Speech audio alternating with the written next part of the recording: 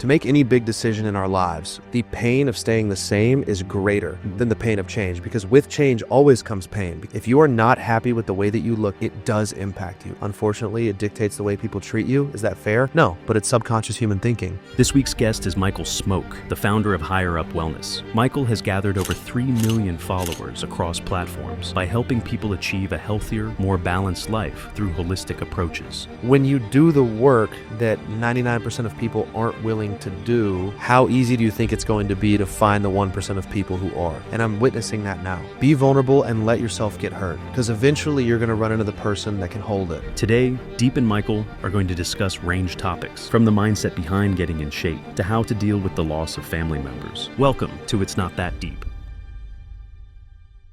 This show is all about simplifying success 1% at a time.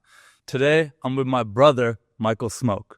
Dude, thank you for having me. Long overdue. I'm stoked about this. Dude, welcome to It's Not That Deep, my man. I'm so fired up. Thank you, brother. Me too. We've had a hell of a morning so far. Yeah, it's been amazing. I mean, we got the lift in. We had to make a little pivot there, Miami weather, hurricane season. You got to do what you got to do. But that was epic, man. And what an honor to be able to move the body first thing in the morning, right? Dude, it's a privilege. Movement is a gift. We were talking about that a little bit before, lifting in the morning versus in the evening versus whatever. Everyone has a different philosophy on it, but I think you and I can both agree that just the mind frame and the state that you carry with you throughout the day when you do hard stuff, it's unmatched. Yeah, I'm a big believer in the locomotion of good choices. I think it's a lot. Making good decisions it has an inertia to it. Mm-hmm. And an object that begins in motion tends to stay in motion, I think is something of the effect of what Newton said. Like when you start the day off in the right direction with the right energy, it's easier to maintain. So if you start the day with something difficult, a lift, cold exposure, something to push the body, the mind will follow, and the rest of the day just seems easier to deal with. I used to joke that after a cold plunge and a hard lift in the morning, my Outlook calendar was my bitch. Nothing was going to stress me out on that thing. I love it, man. And it comes back to this core principle that you repeat in all your videos, which is it's simple, but it's not easy. Talk to me about the value of doing hard things, especially first thing in the morning. Yeah. Confidence is evidence-based. It truly is. It's the Hormozy quote we've all heard a million times. I don't even know that I need to recite it. You all know what I'm talking about not shouting affirmations in the mirror, but by stacking proof. If you want to be a certain person, you need to stack evidence against your circumstance, against what other people say, against your own internal dialogue, because your thoughts are not always your friend. And for me, a concept of beginning the day with a challenge, physical, mental, spiritual, there's typically a component of all three of those in the beginning half of my day. I find not only do I feel better, because there are objective physiological advantages to doing these things, we know that per the research, but there is this energy where you poke your chest out a little more, your shoulders are back, you smile more, you're happier, you believe in yourself a little more, and then the ripple effect that has on every facet of your life. I say confidence is a universal language. Mm-hmm. Just because I built confidence in the arena of running, endurance, marathons, ultra marathons, it doesn't mean that I only carry confidence in there. And when I build confidence through keeping the promises that I make to myself, which in my opinion are the most important, because they are the easiest ones to break. Because when you break a promise to another person, they know that you broke the promise, but you can negotiate. I can negotiate with myself and justify in the moment, I don't have to do this today. Mm-hmm. But when you keep those promises, it's like James Clear says, every action is casting a vote for the person you wish to become. Cast the right votes. And so for me, that morning time of sacredness, like we talked about, that sacred energy in a morning paired with pushing the mind and the body, I think really sets you up differently, or sets me up differently, at least for the rest of my day, and ultimately, big picture, the rest of my life. The subconscious mind keeps the score. When you fell short a couple reps, deep down, you might gaslight yourself, it was a good enough workout. But deep down, when you didn't give it your all. And, when you leave it all out on the field every single day with everything, you also know that, and you carry yourself differently.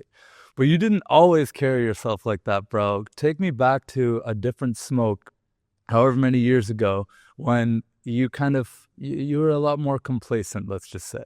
Yeah, complacent, self-loathing, lacked confidence, had an extreme desire to fit in and just be liked. And it's only recently and through some deep work and revelations that I've had that I understood just how deep that really went into my subconscious mind. But I was so tired of being regular. I wasn't bad at anything. I was just dead middle of the pack, which I think is just a slow death. I think it's worse than being bad. At least you're on one end of the spectrum when you're the best or the worst. I just constantly lived in the middle. Very average athlete growing up because I didn't push myself. Very average academically because I thought it was not cool to be a tryhard. By the way, whoever made that narrative popular, that was stupid. You should try hard at everything. Trying hard is super cool. And it just hit this point where, paired with the fact that I'd always had body image issues as long as I could remember, honestly, hated taking my shirt off at the pool as a little kid, was bullied for being overweight. The classic novel experience that a lot of people go through, but it has an impact on us. I just got sick and tired of being sick and tired. And there's the action potential of change. To make any big decision in our lives, purchasing decisions, personal decisions, relationship decisions, it requires a degree of change. And change is uncomfortable. And the action potential of change will not take place until the pain of staying the same is greater than the pain of change. Because with change always comes pain, because it brings lack of familiarity. It brings a learning curve. First time in the gym, first time creating content, you're not good at it. And that feels like an immediate attack on your ego, which makes us want to give up. And I was just so sick and tired of how I looked, how I felt.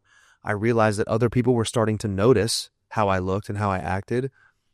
And it just started with taking ownership of my life. I realized that where I was, what I was doing, it was all my fault.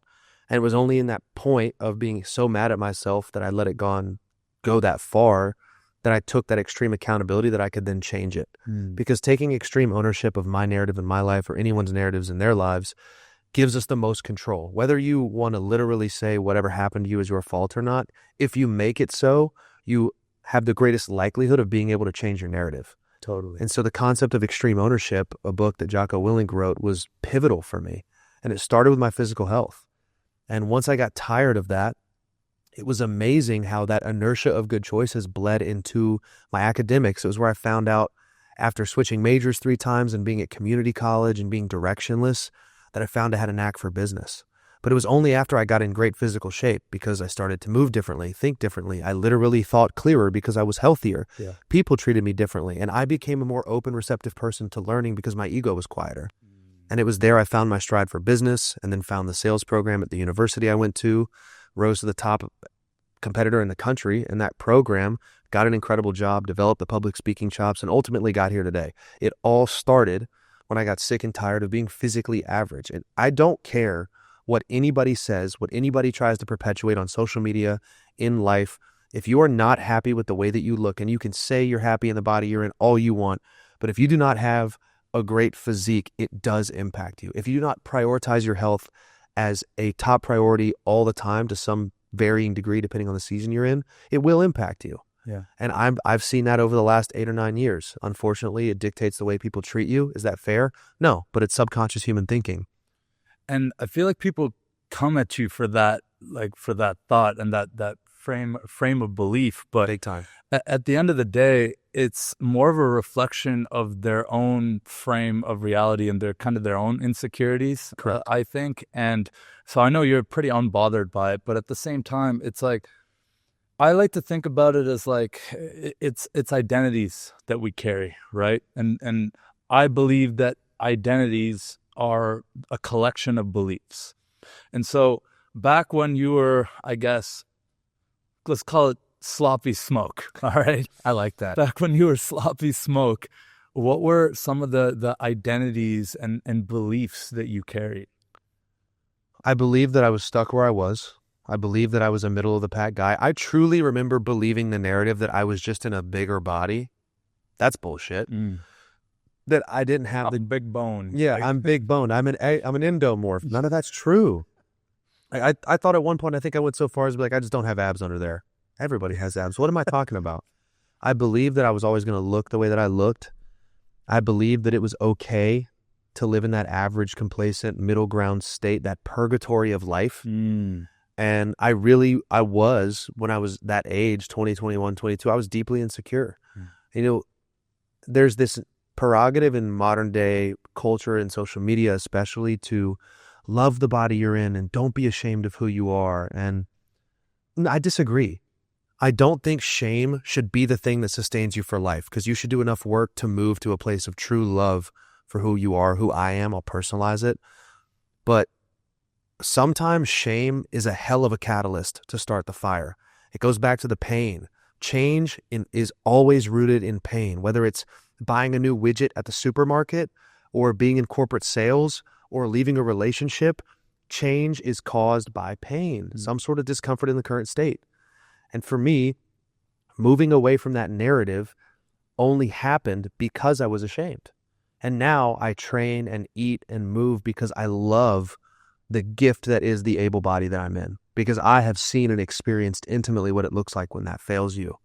And I want to do everything I can to stack the deck in my favor to not put myself and my future family in that position. And so for me, it was shame.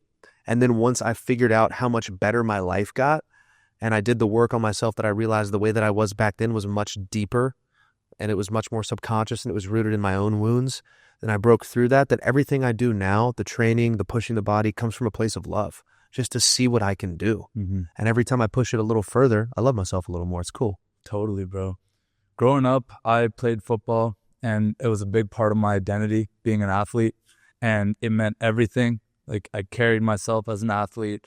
I had, a great body, popular, all this stuff. But then when I lost the sport, when I got injured, I had like a massive crisis. Who am I? What am I if I'm not that, If I'm not going to go pro with this, like, what is my value and all this stuff? And, I won't go too deep into it, but like, I gained a lot of weight when I went to college. I got into the binge drinking culture. I was a degenerate, and I was lacking purpose. I ballooned up to like 310 pounds, dude. And I got super depressed, not happy. I remember walking up a flight of stairs was like a challenge. But for me, there wasn't one catalyst for change. There was just a bunch of little ones that stacked up into like finally like a breaking point where I'm like, I got to do something about this. And, I went and transformed my body, transformed my mind, everything. And we're sitting here today because of the sequences of decisions. But for you, was there one catalyst? Was there one moment, one, time when you're just like, this enough is enough? Yeah. He hates when I tell this story, but it comes up a lot on podcasts because I get asked, what was the thing that changed your mind? And my best friend, we'll just call him Luke.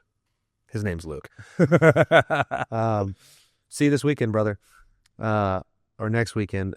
When we were in college, it was getting to that point of I was really ballooning up. I had gained probably 40 pounds in a year. And I never got into 300s or anything, but I was at my heaviest probably 235. And on my frame, I wasn't training. It was no lean mass. So I was carrying a lot of fat tissue. I looked like a frat boy that took it a little too far, right? I just looked like shit. I looked sloppy Smoak. It's a great, and that's the first original use of my last name I've heard in ages, by the way. For all the plays on words, well done. So there was a moment where we were in college and we were having a little gathering in the basement at my parents' house. That's what we used to do back in the day when the boys were home from school. And I remember it was right at my heaviest, right before I made the change. I remember walking up the stairs to go get a drink or something, and Luke didn't realize I wasn't fully gone yet, and I overheard him from the other room say something to the effect of, "Damn, Smoak is getting big. Should we say something? Should we do so? Should we hold him accountable, rebuke him?" And I remember thinking in that moment, Peter Crone says, words can only hurt you to the degree that you believe they are true. And that was true. And it was in that moment I realized not only do I notice, but people are starting to notice. And that's a problem. I've let this go too far. And so, yeah, things were building and tension was building towards that direction. But for me, I just remember feeling ashamed. And that's why I'm grateful for that shame, because it was a catalyst to get me started, to ultimately get me sitting here in front of you today. If I didn't hear him say that, I don't know that we would be right here. I don't know how different my life would be. No, I mean, you definitely wouldn't be at a wellness coffee and chill event. Shout out to Eric and Lucy. But like, you definitely wouldn't be at that event where we met. Was it last year? Last August. Yeah, last August. Feels like I've known you guys for 5 years. I know, man. Like, that's just homie shit. I love it. But like, I knew right away when I met you, I'm like, this guy's dialed. I can just feel it, and you're just vibrating higher, right? And there's this something that I've been thinking a lot about is like, you kind of meet people at like a similar like vibrational energy that you're at. And a lot of people say like, the whole like you're the sum of the 5 people you hang around with and whatever, and there's a lot of truth to that. I don't take that to say like, just drop all your day one homies or whatever, but you're just not going to relate with them as much. And I've found that like through the internet, through putting out content, through showing up to these types of things, it says a lot. It's your business card, basically. Like in 2025, your business card is like, yo, Smoak shows up to this event, I show up to this event. We're both kind of on a similar wavelength. It's like how I used to consider like when I would travel solo a lot and I'd go to hostels, I'm going to meet a bunch of like-minded people who are traveling in hostels. Like we are just going to vibe, right? How do you find like now vibrating at this higher level and higher frequency, how the quality of relationships that you build and people coming into your life? Yeah, and I appreciate you saying that. There is something to be said for clear intentions of an event like Coffee and Chill. If you're at that, especially if you come alone, you're probably a little bit of a go-getter, a little bit of a risk taker. Mm-hmm. It says something about you just being in the room, or in that case, in the outdoor area we were in. Mm-hmm. But there is a degree of truth. Proverbs 27:17, as iron sharpens iron, so one man sharpens another. And you can get sharpened in the wrong direction, too. You can hang out with the wrong crowd and go down the wrong path, because eventually we fall to our own volition of decisions and groupthink. And so, no, don't drop the day one homies. I'm still friends with all the guys I grew up with and came up with, and I'm very lucky for that. That's rare. Like I've got friends since I was literally 5 years old. But as you elevate that frequency, if you will, that you talked about, people just start to fall into your timeline like you guys. And we just get it with each other. I told you guys I think at breakfast earlier that I just feel like I'm on an island sometimes, because you have the group of people that are super into self-development, and then you take it a step deeper and it's personal deep work, emotional work, subconscious work. And then you add the layer of what we do for work. Like my job is not common. Our world is so small. The way we realize we know people and know each other, like you linking me up with Brandon, and it turns out Brandon and Kian, my coach, are literally best friends. Yeah. It's because there's only so many of us in this space. It seems like a big world until you realize it's not. And so the deeper you go, I saw a TikTok the other day. It said, when you do the work that 99% of people aren't willing to do, how easy do you think it's going to be to find the 1% of people who are, or something to that effect? And I'm witnessing that now. Like and that's why it's so important to come to Miami, to go to Tampa, to go to Austin, because where I live in Atlanta, I don't know many content creators. I don't know many people that understand our struggles. Why do you think that is? Dude, I really think that Atlanta is just a slept-on city. I was telling you guys stayed in downtown, right? Jamie and I were talking about his hotel debacle earlier. When people think Atlanta, they go, oh, let's go stay at the W downtown. Let's stay by the Mercedes-Benz Stadium. No, you don't want to go down there. It's not like Austin. Downtown's not cool. There are these neighborhoods like the pocket I live in, Old Fourth Ward, Virginia Highlands. There's these beautiful, walkable, fitness-centric areas, but Atlanta's so big. They call it the city in the trees because 48% of the city is covered by greenery. That was a big surprise. Crazy, by right? The way. Like I did not. There's trees everywhere, but you're in a major city. Yeah. And downtown, midtown, all the neighborhoods, it's a commuter city. It's not like Austin or Tampa or even Miami where you can just hoof it everywhere. Sometimes you got to hop in a car. And so it segregates people into these neighborhoods that make us hard to get to even with each other. But then people come to Atlanta and they're like, the traffic sucks and downtown's quiet. I don't like it here. I think that's why. I think if more people knew about where I lived in my space, they would come there, because it really is beautiful for what we do. I totally believe in, you change your environment, you change your life. And I think you're getting to see that when you go to all these cool places, and you were just at Running Man, you're just like all these different cool wellness events. And I think it's great that these run clubs and these cold plunge events and all the wellness fad, I don't want to say fad, but the trend of wellness is like becoming more of a forefront. But again, I also think that that's just a bubble that we're kind of living, and like we're just exposed to it a lot more, so it just like makes a lot more sense. But for you, do you see yourself like always now being involved in these types of events and meeting these types of people and whatever? Like, do you want to travel a lot more to different places in the world? Like, what do you actually want to do when it comes to wellness and meeting other people? Dude, I'm getting to the point where it's hard for me to predict anything or know for sure where I'm heading, because so much of my life has changed in the last 2 years. The people I've met, you guys, everybody else. 2 years ago, I was making cold calls in an office for somebody else. Yeah. That was not that long ago. And I know guys who've been doing this for 5 years. I think God has given me such a blessing in this platform that's growing as fast as it is. So what I do know is I feel really convicted and really on fire for my purpose when I'm speaking in person. You know, I just hosted my first own self-funded, self-hosted seminar, half-day seminar in Tampa. Oh, bro. My boy Nick Comodina, shout out Nick, you're the man. We're co-hosting. And so we promoted it. He found the venue. We promoted it on our socials. And we had the room packed out with people in real life, and we got to really help them. And that's where I want to take my career. Right now, I'm open to that idea changing, but right now, I feel convicted, and I feel like God is calling me towards in-person impact, where I can look somebody in the eyes and help them through something. You know, we had a lady come up to us after the event who's a keynote speaker, and it was our first ever workshop, and she said, I've been doing this a long time. I cannot believe this is y'all's first one. This is different. This is special. This is gospel. That's what she said. This is the good news. Wow. And I felt like God was speaking through her to us to say, like, keep doing this, because we faced a lot of adversity in building that event. And so for that confirmation to come through another person, that's where I'm confident right now. That's the only thing I have my sights set on, that I am open to changing, but I feel is right. Everything else, I don't know. I could live in Europe in a month. I have no clue. It was Nick who took you through that somatic breathing exercise? Talk to me about what that experience is like. Oh, I just got chills. I have never experienced that world. I didn't know anything about it, but I had been through a lot of traumatic experiences, and trauma is a big word to throw around, but I had been through things that had stretched my nervous system pretty heavily. And when you're in the moment of a traumatic event, if you will, fight or flight kicks in, right? And my fight kicked in. So it went, take that moment, bury it. I've got to stay locked in. I've got to help my dad. I've got to be there for my mom. And I just never processed it.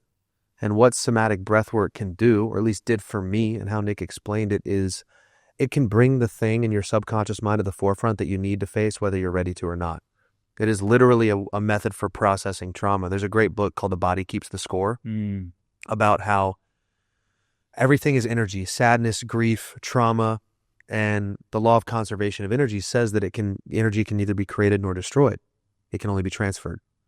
And so if you don't transfer it outward, it goes inward. And the theory of that book is that this trauma that we experience, victims of abuse, victims of extreme traumatic events, war, this stuff can manifest in the body as cancer, as chronic pain. The craziest revelation I had in that was Nick, the night we met, said, have you ever done somatic breathwork before? And I said, no. He said, do you have any nagging pains? And I said, yeah, my low back's hurt for 6 months. And I don't know why. 6 months ago was when the event happened. The events with my dad happened 6 months prior. And he said, go through the breathwork tomorrow. We'll see how it feels. I shit you not, Deep. As soon as I came out of the breathwork, my back was fine. Like, we did the rower today, and I thought about it, because when I would row on High Rocks prep, my back would go, or not row, ski. Yeah. My back would go completely numb. I couldn't feel it. Because of the touch. Because you were holding I was holding so much energy there, bro. Yeah. And the somatic breath work, which for those who don't know is a pattern of breathing, it's like in, out. Is that like the same as like a psychological breath or physiological breath? Are you thinking of physiological size? Yeah. A little different. Same? Okay. Yeah. Physiological size is meant to relax the nervous system. Okay. This is like to excite the nervous system. Okay. I got you. Okay. And it's crazy because you breathe like that through your mouth for 60 minutes straight. Oh, damn. So like your throat gets dry. You go through these phases. I went from, this is really stupid, why am I doing this, to my throat hurts really bad, to just weeping. Wow. And I was in a room and then laughing. And I was in a room with 80 other people. People are laughing, they're screaming, they're crying. It's a wild experience. Usually you're in a room with that many people, you're going to put some kind of mask on, but you're able to completely let go and let flow. There's such a crazy vulnerability that comes with that. Everyone's there for the same thing. Everybody's fully opening up. Wow. People are having breakthroughs about their traumas, their past history of abuse. People are stepping up and sharing it. Kian described it when I told him I did it the best way I know how, because I'm not typically a super woo-woo guy. I believe in God. I'm religious. I don't consider that woo-woo. But that side, the breathing and all that, he said, you can, what did he say? I can't explain the experience, but I can't deny it either. Like what happened, I can't explain in that moment through breathing, but I cannot deny that it was real. Yeah. And afterward, my hands were literally shaking for like 15 minutes. My legs were shaking. It was bizarre, Wow. but it did something for me. I had a microdose of that the other day. So I did a podcast with our now mutual homie, Brandon Epstein. And during the episode, I'm like talking to him about, coaching all these UFC fighters. And these are people who are, like we just said, modern day gladiators going in and cage fighting with another human being. And like, what are their anxieties like, right before and whatever. And like the mental coaching, hypnosis, all this type of stuff. I'm not going to lie. I thought it was pretty woo-woo as well for the longest time. But I've opened my mind a lot to this type of stuff in the last year. I've been trying to just be like very open-minded to it. But when I hear someone start to talk about like chakras and like alignment of like this, that, and whatever, I'm like, I don't know, man. I grew up Indian. Like I grew up with people reading my palms and stuff like that. And I don't fully subscribe to it. But anyways, trying to be open-minded to all that. And on the podcast, I'm talking to him and I could just feel this conviction. And I've seen it with his whole story, just how much he's transformed. And we'll definitely talk about that later. Dinner and stuff. But what really blew my mind about his story is just how he's able to take these people who are already like at the top of their game, but they still also have these traumas. They have that back thing. They have like whatever. And he'll in one session just like solve stuff. And I'm like, how, bro? Like what are you really doing? He's like, you want to do it right now? It's like, yeah. Like, so we do it right there on the podcast. And he gave me a small dose of it. And it was like, tell me about like, something that you're stressed or worried about or anxious about. Or because I told him, I do experience anxiety on a day-to-day basis. Like that's my thing. I'm just kind of always living in a state of just like anxious. I have not been a very calm person for many years, but he kind of talks me through that, whatever. He's like, dude, we can do the exercise right now. And it's that, doing that breath thing, closing your eyes, doing that breath thing, feeling where the feeling is. And it's like kind of like right here type of thing, right? And I'm like, okay, like where are we going with this? Like, yeah, whatever. And then I was, I shared what for me the biggest anxiety is usually around money. It's usually around finances. And I shared that and he's like, okay, cool. Like, well, what specifically? I'm like, dude, like I want to just get back to like 100K months. Like, I know it sounds stupid and like, to a lot of people that's a little money, to a lot of people that's an insane amount of money. But like to me, that's just like something I want to just get back to. And he's like, cool. Well, what's your belief around that? I'm like, well, I don't know. Like, it's just like, it's fucking hard right now. Like, it's just things have been tough, whatever. He basically then tells me, he's like, yeah, man, no, you're not worth 100K a month. I was like, the fuck? What? Like, and made me feel even more of that feeling. But then he's like, no, but sit with that. Like, feel it. Because I think so much of it is we just don't feel it. We push it away. That's it. We drink some alcohol. We pop a Zen. We do whatever, just to not feel that thing. But then I just felt it. And then he kind of reprogrammed it, pushed it away, and it changed my life, bro. It changed my life. And for the first time in my entire life, I felt stillness, complete peace, nothing buzzing through my mind, no anxious thoughts, nothing. And I was like, I didn't think that was possible. Do you feel like you felt something like that as well before you then had the tears, the emotions, the whatever? I love that you just brought up the stillness you felt, because I know exactly what you're talking about. Like, if you've never felt it, I can explain it to you. I can't understand it for you. That happened to me in a session with Kian, who's friends with Brandon, really good friends. And I was laughing and he just goes, I know exactly what you're feeling right now. Nothing up here. Pure peace. Pure peace. Stillness. Pure presence. Yes. And that didn't happen in somatic. It was only after the extreme processing that I felt clear and happy. But it was in a session with Kian that I felt that. And you just described, in essence, the secret to this big, mysterious, ambiguous thing they call doing the work. I had a lady, Quinlan Walther, on my pod recently about how to do the work. When people say I've done a lot of work on myself, what does that do? Therapy. Yeah, went to therapy. I've done a lot of deep work. What does that mean? Well, first off, most people don't actually do it. It requires going to facing the deepest, darkest parts of ourselves, the monsters in the closet that actually aren't that scary when you boil it down. But it's creating space. When you said, we just don't want to feel, so we numb, we medicate, we drink, we scroll, we do anything but sit in the space. When he commanded you to feel it, they're called feelings, not thinkings. Yes. They literally localize in the body that fear people get in public speaking where they get that lump in their throat. That's a feeling. That anxiety in the chest or the lower belly, it's a feeling. And so much of the work is stepping into a space which can be really hard as a high-performing man. Because if you want to talk energies, it is a feminine act to step into a state of submission and surrender to something, in this case, your own feelings. It can feel like weakness, but actually the paradox is when you can really step into that space. When in my dad's death, I had to fully step into the grief and feel it and scream and cry and get mad at him and be angry at him for not taking better care of himself. Only on the other side of that could I fully love him and realize what a gift it was to have felt that sorrow, because it means at one point I felt such joy. To have such a special relationship with a man in my life that was my father, that I can be that angry, that I can be that sad. People ask me, I've had people say, it seems like you're almost doing too well. Like I should, like people have this expectation that you have to carry grief forever. But if the more I step into the space of true surrender, that's the word of the year for me. Surrender, surrender, surrender.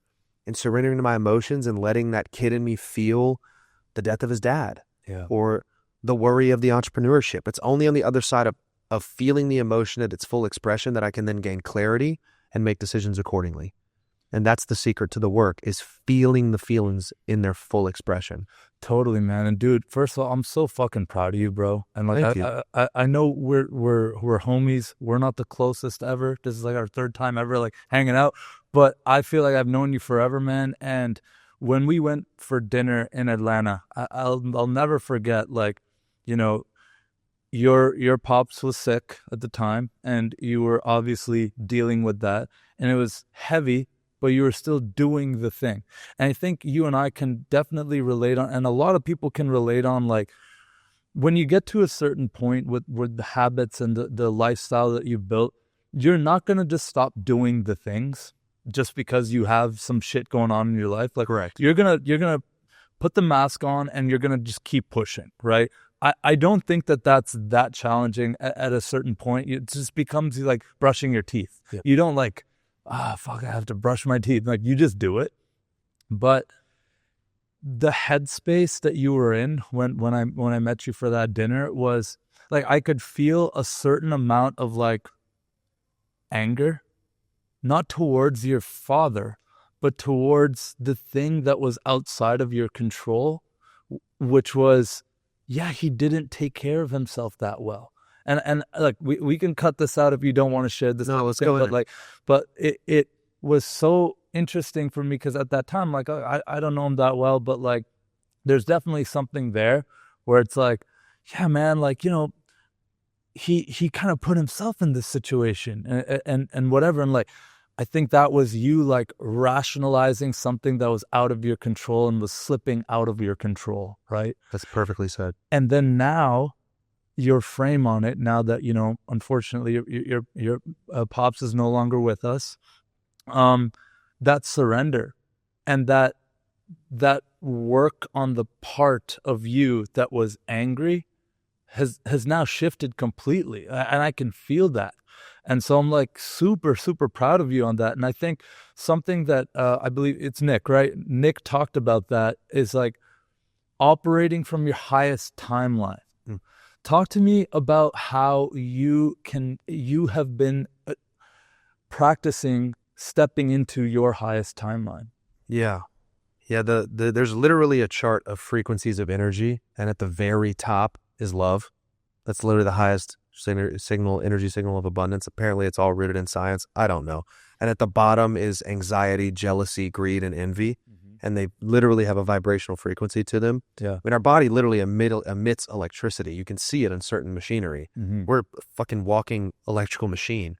And so we do put off energy, and people can feel that. Like you were right, bro. That was incredibly perceptive of you. I was carrying anger, and you could feel that within me, even though we had a great time, we had a good dinner. Sure. But like there was an undertone, and people were starting to notice in my content too. People were commenting like, you seem different.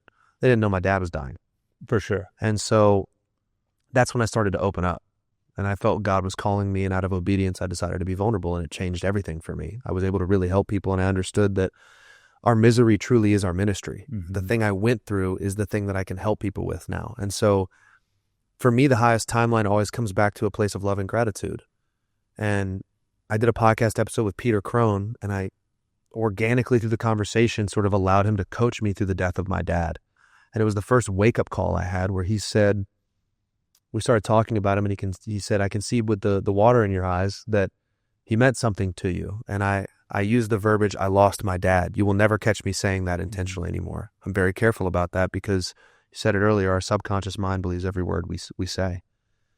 And he said, when you talk about your father, you need to stop saying you lost him. You didn't lose anything. I didn't lose anything. I found something that was so beautiful and so rare for so many people, which is a true respect, authoritative, but also best friend and confidant relationship with the man who gave me life. That is a gift that so many people never get to experience. My siblings, my brother and sister, have a different dad, and he passed away. I've never actually shared this on the podcast, on any platform. My brother and sister have a different dad, same mom, right? My mom and dad got married, had me, but my dad adopted them fully. They're Smokes. Always will be. I love you guys. He passed the week my dad got sick and was in the hospital and was diagnosed with what we thought he had. That's a whole other story. But we knew he was not well. No one even went to pick up his ashes. He had lived such a life that no one even went to pick up his ashes from the funeral home. And when he passed, the only thing my brother and sister did was, no, let's get back to dad. Their dad, the guy who showed up for them, my dad, our dad. And when my dad died, I got up and gave his eulogy to the largest crowd I had ever spoken in front of. Wow. And the largest crowd that funeral home had ever seen in their 50 years of business. That says a lot. What a difference in the type of life those two men lived. And so when I think about my dad, I didn't lose anything, man. What I had with him was a gift. And in the months leading up to his death, I recorded as much as I could. Something I'm very grateful for is that I actually mic'd him up and we did podcasts. And I haven't had the strength to look at him. I know that day is coming and part of my healing journey. But one day we were sitting outside. He hadn't been out in the sun in so long. He was just so weak, couldn't leave the house, that put him on the walker and rolled him out. We were just leaning on the hood of my car, and I just put the phone right here, just recorded the audio. And he said, I'll never forget it. He said something there that just for whatever reason stuck with me. He said, maybe the reason our relationship has been so special this whole time is because deep down we both knew that we wouldn't have as much time as we wanted. Wow. And it was like we knew all along that it was going to come to something like this. And so I say all that to say the highest timeline the question you asked me to get back to the root here is the version of me I don't want to be, that as Nick calls it, being in the wrong room, the wrong apartment. The version of me that's not the version I want to be would be anxious, jealous, angry, ruminating on all the things my dad, I could have done differently. But I realized when I was doing that, it was like I was holding a hot pan and going, this is burning my hands. And all I have to do is put the pan down. But we're so addicted to our pain and our suffering because it gives us cortisol, and cortisol feels good. Nobody wants to talk about that. People are addicted to the narratives that they live in because it does feel good to be addicted to suffering. But all we have to do is put the pan down. And for me, that putting the pan down was realizing I got to stop arguing with doctors. I got to stop pushing my dad to do certain things and make all these lifestyle choices. We're beyond that now. All that's doing is creating pain for everybody involved, including myself. And I had a breakdown in my car, and I just said, all right, God, I'm done. This is yours. And then I began to fully explore those emotions. And now I understand the highest timeline me truly feels authentic, but it is always from a place of love and gratitude for everything I've been through. And I'll close with this on this question. The scripture I think about all the time, whether you're religious or not, the Bible's full of incredible advice. And James chapter 1, verse 2-4 says, count it all joy, my brothers, when you face trials of many kinds, because the testing of your faith produces perseverance. Let perseverance run its course so that you may be complete and lacking nothing. So important. Everything I went through the last year and a half of my life has made me so much more whole as a human being and allowed me to help so many people that we should always try our best to count it joy when we go through tough shit. Yeah. Because it's fortifying us, it's sanctifying us, and that's highest timeline me understands that. It understands that every time I go through something hard, I go, that's okay. Every time I face a tension, on the other side of that tension is some form of ascension in my life. It's the duality of like the suffering and the joy and this entire human experience. You need it all. You need the rain to appreciate the sun. 100%. You need those lows and those really dark moments, and that's what makes us special, or whatever, makes us human, and experiencing the full spectrum of those levels of energy, right? That you speak about.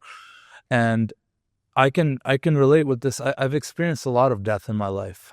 I've lost a lot of friends who are very close to me, family members. But the first big one in my life that had a tremendous impact on me was I was like 14 or 15, I don't remember, but I went to India, and my grandfather was kind of sick, but we thought like, yeah, he's got like a couple of years left. Like, he's not in the best shape, but he's all right. He's a trooper. And I go there, spend 3 weeks over the summer. And the last day I'm set to leave for my trip to come back to Canada, my grandma comes into the room and she's like, you got to come. Like, he's not good. Like, come check him out. And my grandpa's like, clearly something's wrong. And I pick him up, and he's skinny, like skin and bones. And I pick him up, and I was a pretty strong dude. Like, I had a hard time. It was like, I hate to say it this way, but like dead weight. Yeah. Like, I'm picking it up, and we take him to the hospital, rush him to the hospital, whatever. And he passed away in my arms. Like, he was still alive, but he passed away in my arms on the way to the hospital. That was a super traumatic experience for my first death. My parents aren't here. It's just me and my cousin, pretty much, and my grandma. And I just happened to just go to India to just hang out. How old were you? 14, I must have been 14, maybe 15. It's heavy. And that wasn't the part that really messed me up. I don't know why. It was just like, like, he lived a good life, whatever. And like, this was his time to go, I guess. And it just happened to be the day that I'm leaving. I was in a weird way, like, glad I got to say goodbye in such a weirdly intimate way. But when he passed, this is when things got super weird, because I learned a lot about my culture and my religion. So I'm a Hindu, grew up, not very religious, but like, my parents like taught me a lot about what it is to be a Hindu. And, what I love about being Hindu is we are open to all different faiths and practices and whatever. And so I would always take things from different religions that I liked. And I grew up Canadian, dude. I was born in India, but I grew up in Canada. So like, I'd been to church and all this stuff and whatever. And so that was just, my parents raised me to be open-minded. And the one thing I hadn't experienced in my religion, though, is death. I had experienced the weddings. Indian weddings are a trip. They're like, go to one so bad. They're so crazy. Married, bro. All right, bro, I'll do it just for you. But those are like 7-day affairs. Like, it's a crazy thing. But I hadn't experienced like the flip side of like death. And dude, in India, when someone dies, there's not a morgue. Like, you take them back to the crib. They're like, we're not keeping this fucking body here. Population's so crazy, like whatever. Like, I don't know the logistics of that, but like, also religiously, you bring the body home because you're cremating that body that day. And I'm like, wait, what? We're bringing him home? He's fucking like, he's dead. Like, what are you talking about? So we bring the body back to the crib. I tell my grandma, like, call my dad. I have to deliver the news to my dad that his dad just died because he's not there. And hearing your pops fucking cry like that, like, it's fucking crazy, right? But anyways, the body's sitting there in the living room on the floor. I'm looking at it. That's my grandpa who's alive. Last night we were like, it's just a trip. Hundreds of calls are being made. our equivalent of a priest comes and does all these religious ceremonies. I am the eldest heir to the throne, so I must perform these rituals. And this was a trip for me, bro. You had to take like a yogurt and put it on his dead, naked body. You had to do all these insane, throw rice in a fire and do all this shit. I'm trying to process the death of my grandpa right now, dude. Like, I don't even know what just happened. And so I say all of this to say that I carried a lot of resentment for all of the stuff that I had to do. I had to step up, and like that was the day I feel like I became a man. I just had to step up and like handle it. Did not shed one tear. Just had to compartmentalize and just perform. Like, we just have to do what we have to fucking do. And that stuck with me, and I was super angry. Like, I had to cremate him. We had to take his ashes. We had to do all this stuff that, like, I won't get too far deep into it, but it was just like a little much for my 14-year-old mind to comprehend. Yeah. Also, it's my grandpa. Also, it's the first time someone this close to me passes away. And I say all this to say I carried a lot of anger, and I fell out of religion completely. I became an atheist. I like hated it so much. I wanted to be so far away from it. I'm like, you're going to make a child go do all this shit when he just needed to a hug. Like, he just needed to like, fucking process what just happened while everyone around him's crying. So I carried that for years. But then after doing the work that we talk about, the actual work, the ugly confrontation of those deep feelings and emotions, the parts of you that are angry, that are upset, that maybe didn't have space to express themselves from a higher timeline, I had to do that work, and I found my way back to religion as a whole. And I realized I wasn't angry at the religion or spirituality or however you want to slice it. I was angry that I didn't get to experience death the way I thought it should be experienced from what I knew, right? I thought that I'd have like a week to process, and then we do a funeral, and then, my parents will be there and like whatever. But it taught me a lot, man, and I'm super grateful, and I wouldn't change a thing. And now I view that experience as like one of the most beautiful things ever. And I got to send my grandfather to the next, portion of whatever this whole thing is. Yeah. Thank you. I know that was long, but like, count it all joy when you face trials of many kinds, man. Exactly. That comes back to the same thing. It was, death breeds a lot of, it's very stigmatized. Everybody knows we're going to die. Everybody knows that people pass, and you have to hear about it from friends, or that friends have people pass away. But nobody talks about the ugly side of death, the real stuff, having to do those things for your grandfather's body. Me having to do things for my father shortly before he died. God willing, we'll all go to bed one day, everybody in this room, and just not wake up. Very rarely does that happen. A lot of times what really happens is you get sick, we suffer, people end up having to take care of us. My dad said something when he was getting really sick. He said, once a man, twice a child. Because you go back into that state of having to need care. Dependent. For the basic things. And people don't talk about that part. So I appreciate you opening up and sharing that. I think stuff like that that right there, Deep, is a superpower. I just got asked at Running Man on the speaking engagement I did there, what the nature of the question was basically like, what do you think provides the edge in your content, talking about me? And I said, I'm just not afraid to bare my soul. I feel like God calls me to, for lack of a better term, air my shit out. Never in my life did I think I would be telling millions of people that my dad died. And same here with like a story like that. Like, I held that to my chest for a long time. I didn't want to even talk to my friends about it, no one about it. But that's because I didn't want to even like admit to myself how I'm feeling about it. Yep. And what a great benchmark, by the way. One of my friends, Gabriel Pinto, who was a coach of mine for a while, shout out Gabriel, did a great podcast together, says a good benchmark for how healed you are from something, truly healed, is your ability to share it. You're only as healed as your ability to open up about what you've been through, abuse, trauma, death, grief, any of it. Yeah. Because if you're not able to open up and share it, you still carry shame. Yeah. And that is my benchmark for my ability to, when people wonder, like, are you really okay? Or are you just one of those people who says they're okay and then breaks down every day? Like, no, I bear it to the world. Yeah. And I feel like God calls me to do that.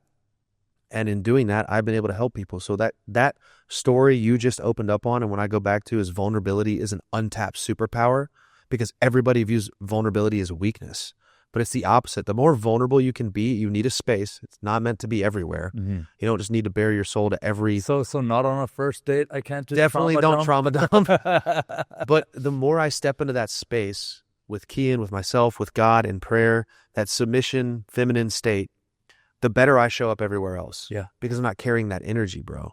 Carry it with you everywhere. And that's something that, like, you know, quite frankly, pisses me off so much about, like, the alpha bro whatever content that you see, and like everyone and their mom has a podcast just talking about like what it is to be a man and masculinity and whatever. And it's like, dude, you're over indexing on something that actually needs to be in a state of flow and balance. There's yin and yang for a reason. There's feminine and masculine energy, and it has nothing to do with whether you got a dick or not, dude. Yep. That we have both, and you actually need to tap into both and express that. And there's no shame in that. Like, actually, and we see this, like, there are metrics that we can actually quantify this, but like, you will even see this in the content, which is just really, it's just an exchange of energy. That's all this is right now, right? It just happens to be recorded. But like, the more that you can tap into that pure, authentic space, like, I'm not thinking about what I'm about to say. Yep. The more people can feel that and actually relate to that. And it's because they have the fear of being seen doing that themselves. But if you lean in on that, and if you actually like step into that frame, you're gonna expand. Like, it's gonna be weird. Like, this parts work stuff, like the internal family systems, and like looking at your higher self, and like knowing that there's these parts and these irrational stories that we actually hold in us. When you can like actually have a conversation with yourself about those stories, I feel like that's opening the door to healing. And that's opening the door to not only healing yourself, but others and the world and the oneness of all of us. And it sounds so woo-woo. It sounds so weird, and like, oh yeah, like, is Deepak to sell like a spirituality course or something, or, you know, try to be the next Deepak Chopra or something, like write some books on this stuff? No, man, it's just, this is my journey right now that I'm going through. I can only speak for mine, but I do feel like we all go through this shit. So if I could say one fucking thing that, like, yo, someone else who has dealt with death or something like that, it helps them, like, dude, we already won today. Like, that's a huge win, you know? That's it. My dad used to say all the time, I have a text screenshotted from him. He said, he would send me, like, I was literally the best man ever. I always said if the social media existed when my dad was alive, he'd have 3 times the followers I do. But he would send me a little blurb every day at like 8:30 in the morning, whatever he felt convicted on. And he said, I have one that says, good morning. If you help just one person today, that will be so much more than so many will ever do with their lives. Help one. And when I hit 100 followers on TikTok, 100, I called him. He tells a story. He used to tell the story every time the same way. When it was 100, then 500,000, 700,000, a million. He would say, I still remember when I was in the parking lot at FIU, because he was at Florida International in Miami, or Florida Atlantic, one or the other, but he sold running tracks, like Olympic style running tracks, and he was there on a job. And he said, I still remember when you called me and you said, Pop, I just got 100 followers on TikTok. Can you believe 100 people want to hear what I have to say? And now we're at almost 3 million across platforms, but it always came back to the same message. Don't forget, it's always about the one. If you can just help one person, your life is so much more fulfilled than it wouldn't be. But the truth is, the more you keep the one in mind, the more you realize there are no unique experiences. If you try to help one person, tens of thousands of people will benefit from that message, because we're all going through the same shit. Yep. Loss, grief, anxiety, insecurity, anger, sadness. In a world we've never been more connected, people have never felt more alone. That's why I think it's important, frankly, for people that feel the conviction like you just did to tell that story, to don't be afraid to wear your heart on your sleeve sometimes. Yeah. It's not a weakness. It's a mark of a warrior right there. For sure. And like, look, sometimes it might in the short term come to, you know, bite you in the ass if you share with the wrong person. That's true. But that's part of the vulnerability. That's why it's being vulnerable. Yeah. Because you might wear your heart on your sleeve, but you might bleed a bit. Your shirt might get a little dirty, but that's okay. This life is not meant to be this perfectly packaged, clean reality and experience. Like, why would we not wear it on our sleeve? Like, people have fucked me over so many times. I've had so many weird dealings and, weird relationships break down and whatever. And like, that's not a reason to not live in love and abundance, man. It's like, it's okay. That person actually probably needed more love. That's it, bro. That's so beautiful, man. I had a business partner do me dirty, and then have been through a few altercations, and not altercations, but entanglements in romantic relationships where I was gonna say that they hurt me, but really I let that be the case. Mm-hmm. And as a result, I went into this period of like, I'm gonna be guarded. I'm gonna be more careful. I gotta do more due diligence, and yet maybe to a degree, don't go out and interface with assholes. But Nick said something to someone who came to one of our events about, she caught us in the parking lot and was talking to us about how badly her ex hurt her because she was trying to help him out, give him some resources. He turned around and betrayed her, and all she wanted was love. And he said, well, actually, she said, I feel manipulated. And he said, well, actually, you were manipulating him too, because your hope was if you gave him something, he'd give you love. You wanted something out of that exchange too. The secret to that, and what you just said, is giving without expectation. Be vulnerable and let yourself get hurt, because eventually you're going to run into the person that can hold it or give it back to you. And that is worth all of it. Like, I went from guarded to, I'm going to wear my heart on my sleeve for everybody. If you can't hold it, that's not about me. You needed the love I just gave you. Totally. I've loved plenty of people who just needed love more than they could love me, and that's fine. And it shouldn't be with the expectation of something in return. It really shouldn't. You can't get hurt when you give without expectation. I love it, brother. There's another quote from your dad that, he would say to you growing up that really, really stuck with me. And I'd love to read it out loud right now. Please. Never forget to take a step back, look up, look around, and look, another sunset is going around that you can't get back. I might have butchered that a little bit. Maybe you could say it better. Pretty close. But pretty close. That quote is so profound and beautiful. Explain to me the impact it had on you growing up. I said that in his eulogy when I told people, when you ask us if there's anything we can do, because that's what people do, right? When people die, like, can I do something? What can I do? I said, please, no more casseroles, no more food. Please stop bringing food to our house. But what you can do is remember these three things. And I went on to say a few different quotes that my dad said, and that was one of them. Repeat the quote because I butchered it. I think. Of course. It would happen. My dad was big on Pavlovian style conditioning. He said a few things to me all the time, and I'm so grateful. And one of them was something to the effect, some different version every time, but I remember it in my core memories of like coming home from football or baseball practice, sun setting. And he would go, look at that sunset. I'd just say it. And I'd look and go, wow. He'd go, another one gone, Bubby. He'd always call me Bubby. I don't know why. Another one gone, Bubby. No dress rehearsals in life. Don't forget every day to take a moment, look around, look up, take a step back, and take a deep breath.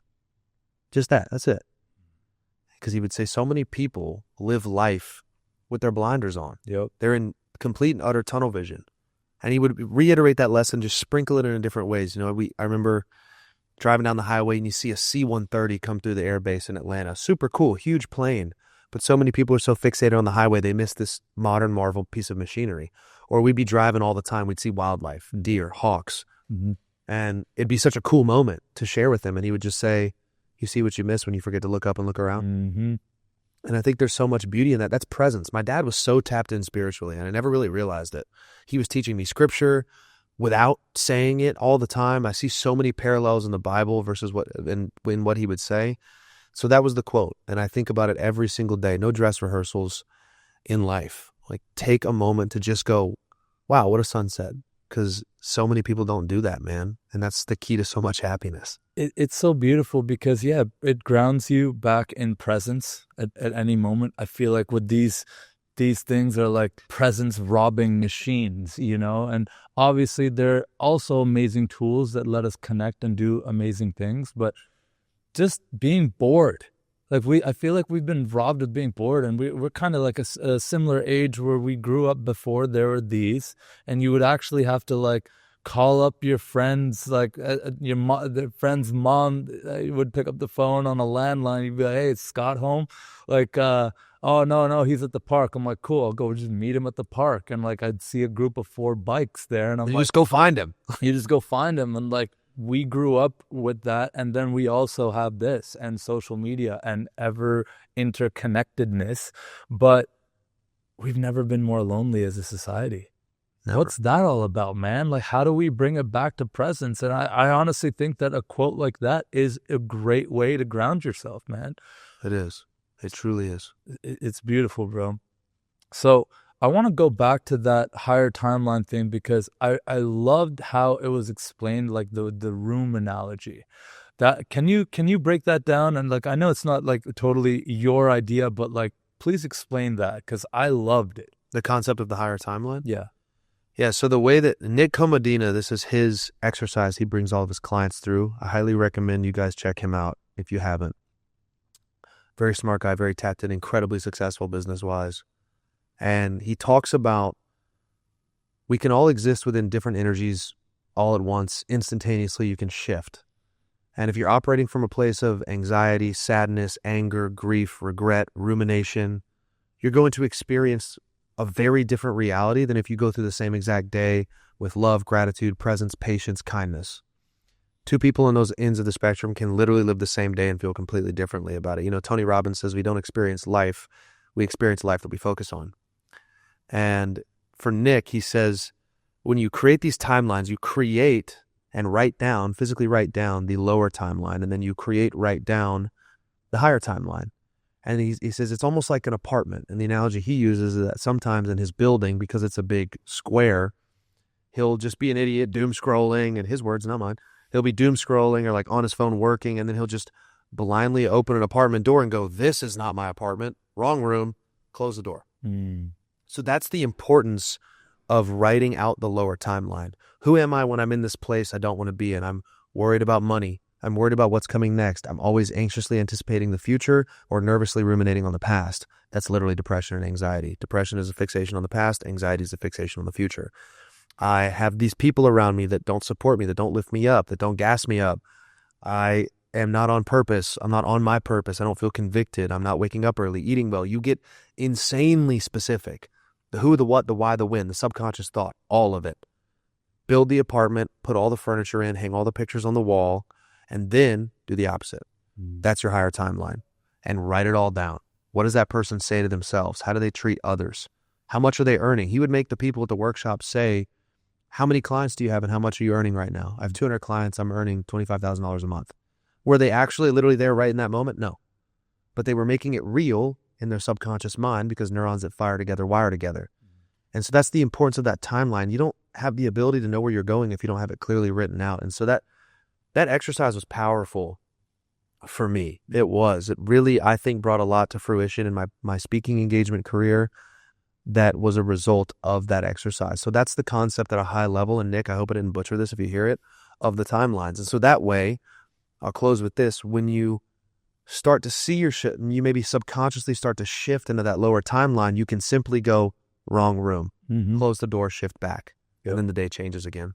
And what sense? Yeah, it makes total sense. And what I really liked about it as well is like you can label it as like a different person. Even it's like for me when I was listening to that, I was like walking, listening to podcasts, and I was going for a walk, and I was like, yeah, let's say there's deep. Deep's like my highest timeline. Like that's me existing in flow and abundance and love and everything. But then there's dope. Yeah. He says to name the lower self. Yeah, and I'm like, oh man, I'm being dope right now.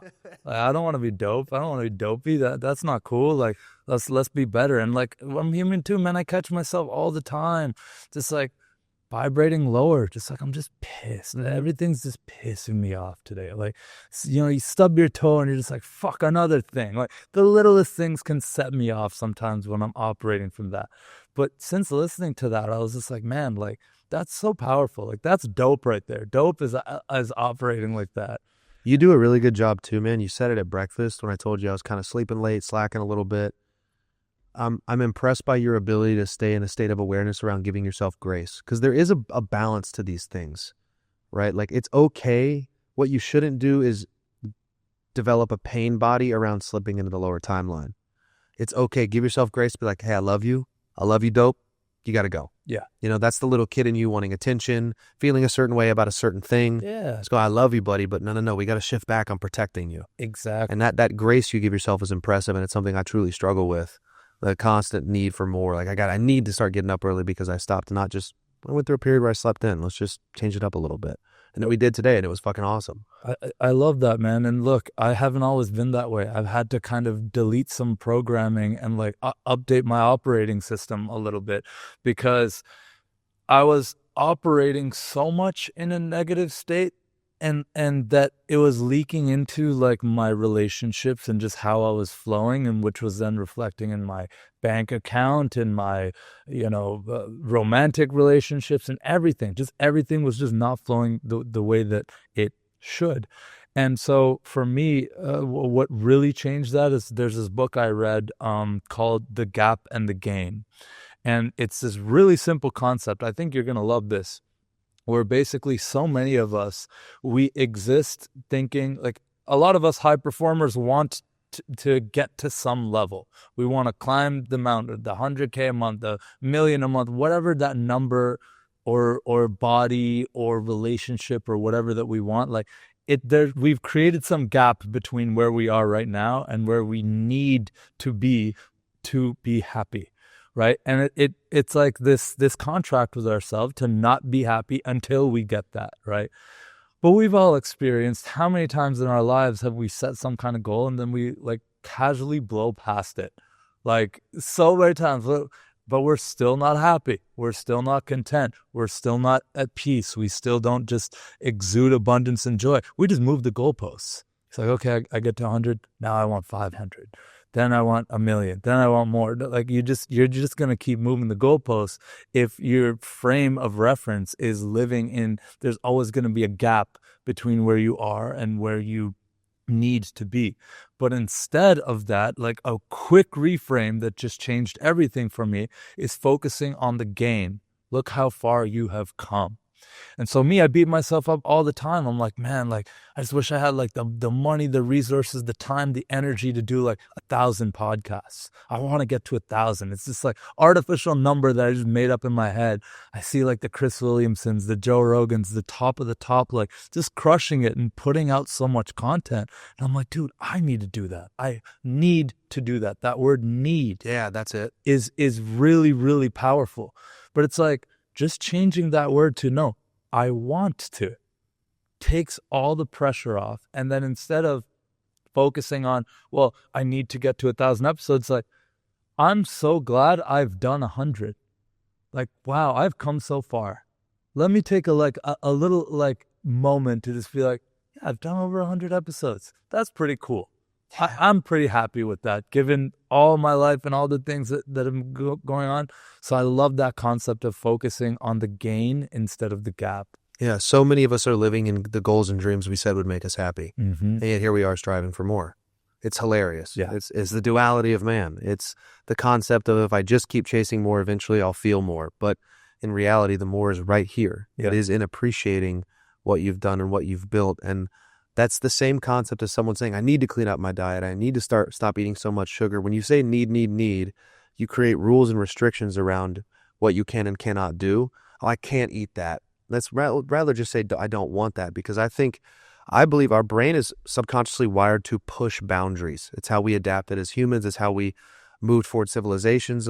Oh, wait, I got to cross that skinny log to get over there where all the resources are. Let me do that. Mm-hmm. The brain pushes the body, right, in the right direction. And so the more restrictions and rules I created around my diet and set things I said I couldn't have, the more I binged, the more I overate, the more I felt shame about it. Yeah. Reality, what I said was, I want to feel good. I want to perform well. I want to think clearly. And then my moral compass just sort of organically started gravitating towards the foods that did that, rather than constantly saying I can't have the bullshit foods.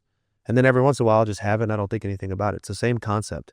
I don't need to do anything. I want to do these things. Well, it comes back to that dinner. I remember, like, I had this picture of you from social media, right? This guy's dialed, no bullshit, like pretty stoic, and like some really good philosophies and like some really good hacks and stuff. I'm like, I wonder like what he's gonna be like in person. Dude, we ripped some tequila shots that night. We Got after it. We got after it. We had a good time. And that was so refreshing to see. And like, I swear, dude, like, I know I'm not drinking right now and stuff, but like, dude, that made me so happy. I'm like, this guy's a real human being. And like, he could get down. Like, you know, like, yeah, man. So there's so many different versions of us that we get to see and whatnot. And when it comes to the content stuff, well, I want to switch gears a little bit towards that, because obviously putting out content has like dramatically changed your life. Yep. Right? Talk to me about what was Smoak's life like before you put out that first piece of content, and then what made you put out that first piece of content? Let me go back there. It was good. It was just good enough. My life was good enough.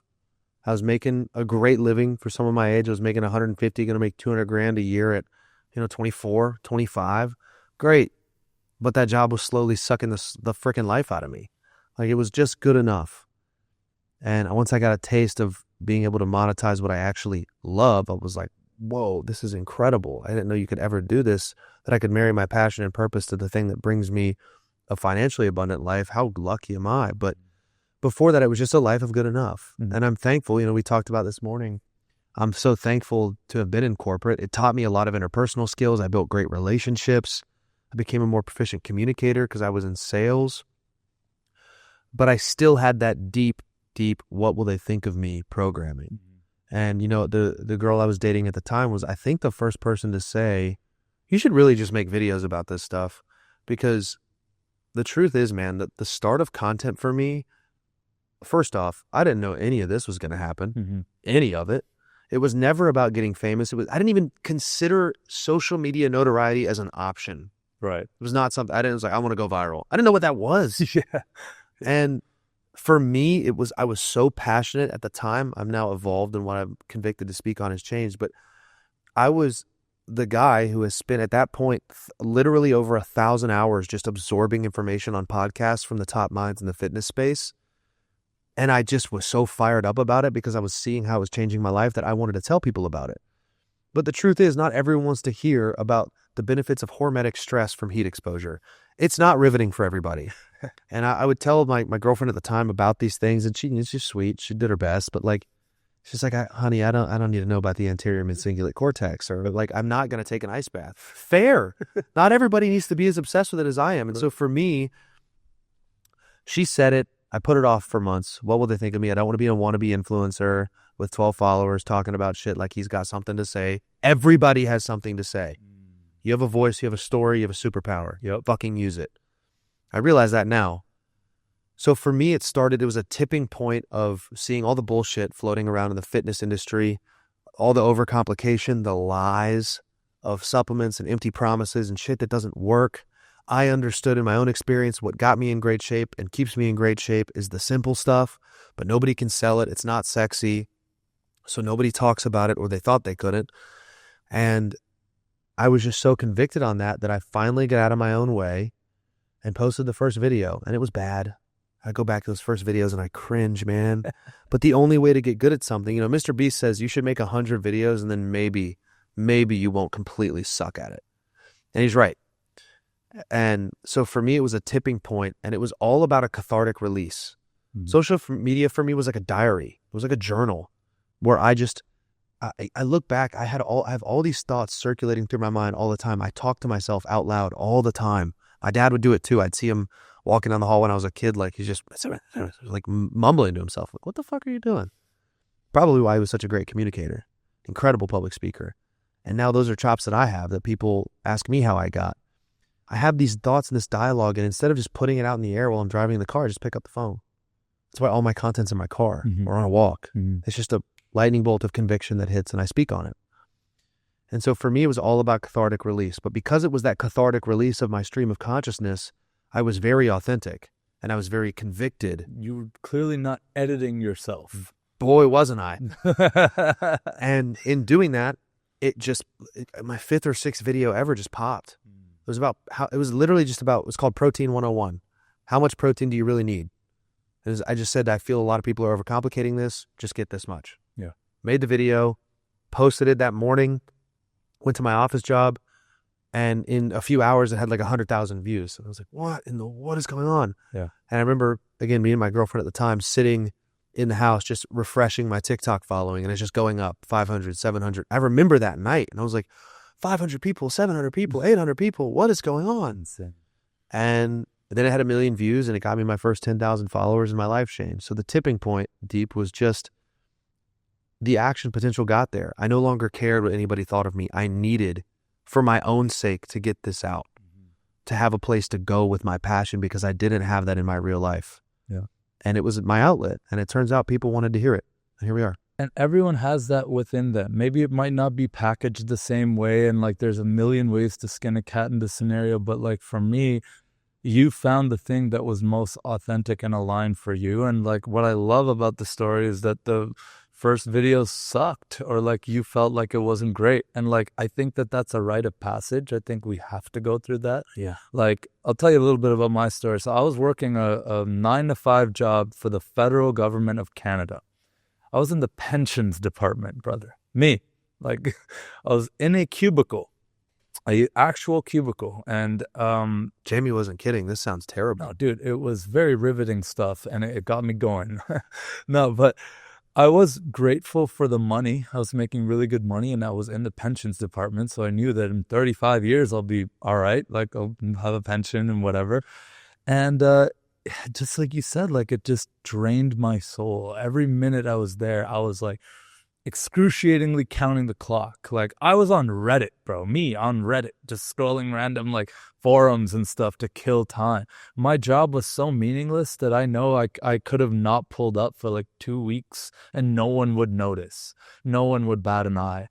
And there's a moment pretty early on where I remember my manager was like, oh, like you need something to do? Like, I'm like, yes, I'm begging. I've asked you 4 times for something to do. So yeah, okay, cool. We got this project. And I don't remember exactly what it is. I think it was like filling some spreadsheets with data or some very, very interesting stuff.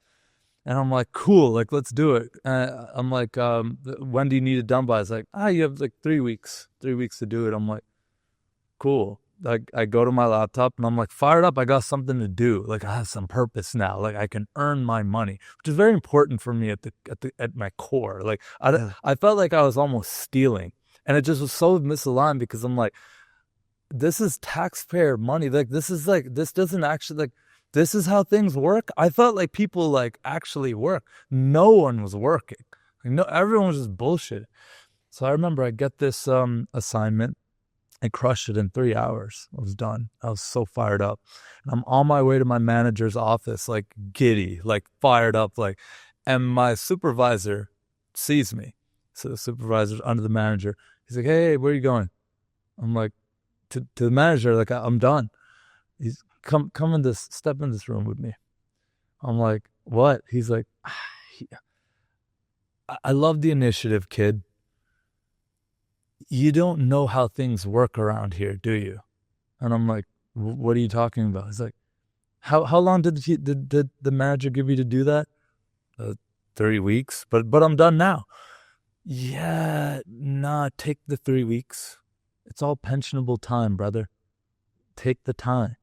If you happen to do other things while you're working, no one's going to say anything. We all do it. Take the 3 weeks. I just felt like so disgusted by that. I was like, but I'm done. I can do the next thing. Like, give me things to do. I need to feel useful. And I think as a man too, as a young man full of testosterone, like I'm going from like being an athlete and like wanting to like perform and do things to like this thing that's like, I'm basically being rewarded for being inefficient. I just couldn't, I couldn't process it. And that was the beginning of the end. But it took me like 5 years to leave that job because I would have expected you to say you quit the next day knowing you now. No, dude. Like, I needed the money, and it was very important for me to not live at home with my parents. I got myself a little attic studio apartment, like one of those, like you could see the roof like this. And I, you mentioned like you were listening to a lot of podcasts and they impacted you. Well, because I had this fucking boring ass job, the one benefit was I had a lot of downtime to listen to podcasts. So I was listening to a ton of them and I was getting so much inspiration, but like I'm sitting in a cubicle listening to Navy SEALs talking about who's going to carry the boats. I'm like, damn, bro, I'm like so fired up. I got all this misplaced energy. What do I do with it? I just remember being so like upset with my friends and we'd go drinking and I'd just be complaining about this job and like my friends would be like, why don't you do something else, bro? Like, dude, like whenever we hang out, we have such like deep conversations. Like just start a fucking YouTube channel or something and shut the fuck up already. Like you keep complaining. Like Good you're friends. making more money than all of us. Like either do something about it or like whatever. And I'm like, nah, like you guys are talking shit. Like I can't make content. I hate the sound of my voice. I've never done a video in my life. Like, what are you guys talking about? But then different pockets of friends would say the same thing. And these friends did not know each other. They would all say the same thing. And I was like, should I start like a little show? Like, I don't know. And I got enough confidence, I guess, gassed up from friends to do it. And when I say confidence, I mean, I got a shitty camera that I didn't know stopped recording at 30 minutes. I had to take like 5 shots of alcohol to do an episode. And like, I didn't even put out, like I put out a video, but I hated it. Like I was so nervous. There's no lighting. There's not like a studio like this or anything even close to that. But I'm so proud of that piece of content. And I go back and I look at that first podcast now. It's so shitty. I cringe the same way you do at that first video. But I'm proud of that guy in 2019 who in his tiny attic studio apartment decided to take that chance. And again, going back to being vulnerable, it is not a thing in my city where I'm from for people to do something outside of the norm. There's a large percentage of people from my city who work a job exactly like what I just described and still do to this day. Yeah. That moment is so important to you because I think at the time you maybe didn't even realize it, but you were silencing your ego to do something great. I think a lot of people say, I can't, that voice in you that was saying, no, I can't do this. You guys are bullshit. And that's our ego. Mm-hmm. Our ego is a protection device put in place to be used intentionally at times, but most of the time it doesn't serve us. Right. When people say, oh, I can't create content, I have nothing to say. What if I fail? You're not afraid to fail. You're afraid to be seen trying. Too many people are afraid to be seen trying, and it deprives them of the incredible life they could be living. Like there is this 10.0 version of them they could be living their wildest dreams out, but because they're not willing to be the beginner in something, they never get there. You know, Albert Pujols once took his first swing and wasn't any good at baseball, given it was early on. Mm-hmm. But that's the importance of this thing is there's such a hack to life if you can just lean into the tension of developing skills and sucking at them. Yeah. It's like I talk about now, I'm just trying to max out my stat lines. Yeah. Suck at as many things as I can because eventually I'll be good at them. Someone yesterday, as a joke, sent me a voicemail that I left them in 2020. And now I'm somewhat known on the internet as a guy who can communicate really well. I have communication modules in my coaching community. I do a lot of public speaking and people ask me, how do you not use filler words? Some guy came up to me at Running Man and he said, brother, the whole time I've been watching your videos, I was swearing you were reading off scripts and you just did it on stage. How do you do that? Well, in 2020, I was listening to this voicemail that I was sending to somebody, and the amount of times I said, dragged my thoughts across, rambled. I haven't always been like this. Yeah. But I silenced my ego and I invested and poured into myself to become the very best I could at it. And now I'm someone that somebody looks to help them do the same. That's the secret sauce, man. Is silence the fucking ego and get out of your own way. Suck at something so you can be great at it. That's exactly what you did. With your coaching clients and people who you help, what are some common beliefs that you help them unravel? Oof. It's broad, but also not really. I think a lot of people that come into my coaching, the clients that I have, all share a few common issues. And there's one that comes up a lot, and it sounds heavy to say, but It's something I struggled with, and sometimes I wonder if that's why God places those people in my life. Because there's a creator and I can't remember his name, but he's a Christian creator, and he said, your purpose in life is to take what God helped deliver you from and then turn around and deliver other people from it. And so much of my life was spent feeling like I just wasn't enough. Therefore, I wouldn't take the risk, because why would it work out for me? Wow. Because of the stories I let people tell me that I believe to be true. And oftentimes when it starts with fitness and evolves to deep work, emotional work, people are physically fat because they are emotionally and spiritually fat. And it just manifests on the outside of their body. Wow. Rarely are people gluttonous just because they want to be. Right. It's something that happened to them, a story they believe about themselves. And no one wakes up one day and they're just like, I want to be fat as fuck. No, but and that's why that whole body positivity movement of love it. I'm morbidly obese and I love it. Shut up. No, you're not. But it's easier to convince yourself that you are than to take radical accountability, because when you do that, you strip away all your excuses to stay stuck. And so the commonality I see, man, is a lot of people just want to feel like enough. They want to feel seen, heard, understood, and loved. I think that's what we all want, that child in us.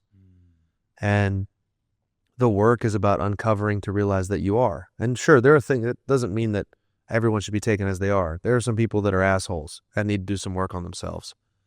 But that purest essence, that inner child work, that inner child within us, that little boy, that little girl, that is enough. Because that person, that's the essence that God created us to be in.